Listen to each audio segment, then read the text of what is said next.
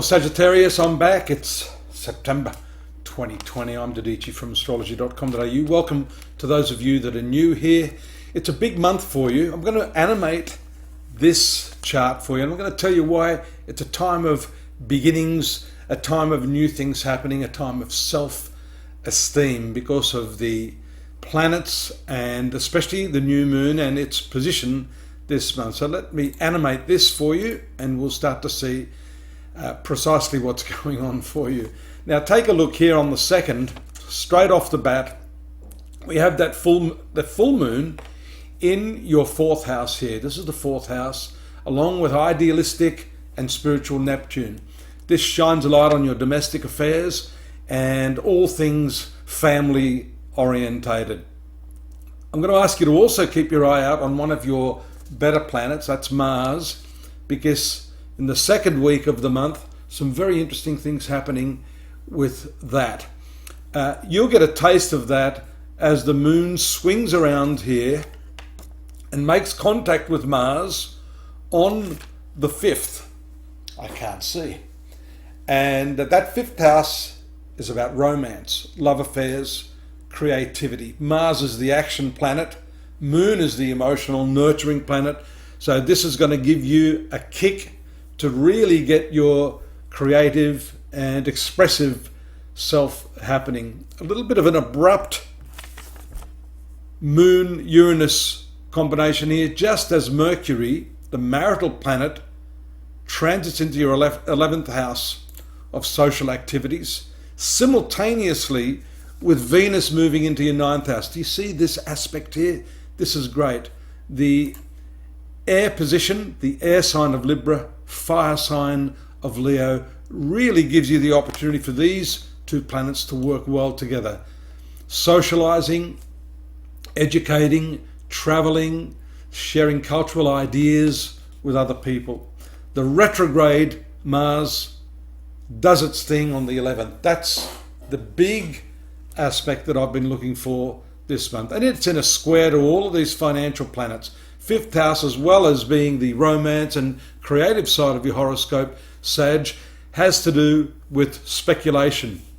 You have to be a little bit cautious there that you are not really throwing good money after bad, especially if you've invested money in some sort of project or idea or business plan and it hasn't worked properly. Doesn't mean you throw it out, because the retrogression simply means going back, reevaluating, and seeing where you can improve things in that area. That also goes for your creative enterprises and any new relationship that had begun. So it's a review, it's a time of really reconsidering your actions, because Mars is that action planet. So I want you to pay special attention to those areas. On the 17th, the new moon, that's the one I've been looking for, there in your 10th house in the sign of Virgo. New beginnings, a new lift to your self-esteem. The sun itself is opportunistic when it transits in the 10th house of your horoscope, giving you the opportunity to try new things, venture forth into new professional avenues. And the conjunction of the moon, that new moon, with Mercury in your 11th house shows potential profitability from anything you're doing associated with your work, and also connections and contacts with social groups.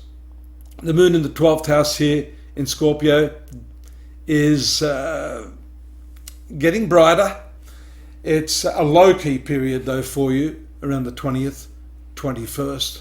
Works well there. There's some new insights shown by that moon having had its spark in the 10th house, moving into your ascendant, or what we call the sun sign.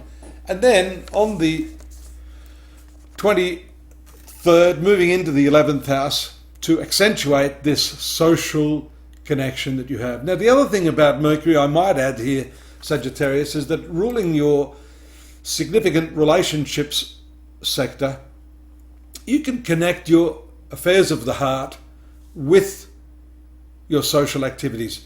Note also too that there's been this rather difficult opposition to Mars here, so be careful. that usually can and does trigger arguments, differences of opinion. And of course, Mercury is there, not too close, but with the Sun, which rules your political, religious beliefs, your belief systems.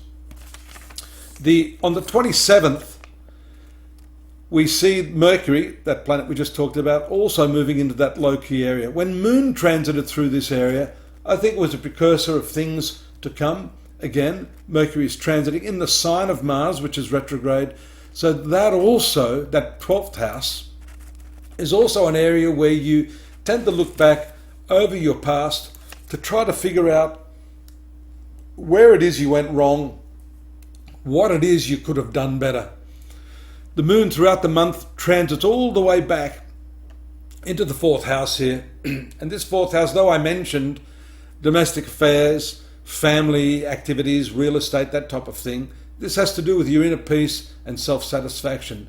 So I dare say that the transit of Mercury into the 12th house, along with that retrograde Mars and Moon moving into the conjunction with idealistic Neptune, is going to cause you to rethink those strategies for what you need to do to make yourself happy, contented within yourself, not what you have to achieve in the outer world, but what it is within yourself that you need to keep yourself calm, balanced, equipoised, whatever you want to call it, to make greater strides in your life generally. Drop me a line if you want to address your personal horoscope. If you've got some difficult, thorny problems, I can help you with that. If you'd like more on this month or the daily, monthly, yearly readings, you can go to astrology.com.au. There I've got lots and lots of information for you that can supplement this rather brief Oracle Express, as I call it. Look forward to your company next month. Don't forget to subscribe. Stay safe. See you then, Sag. Bye-bye.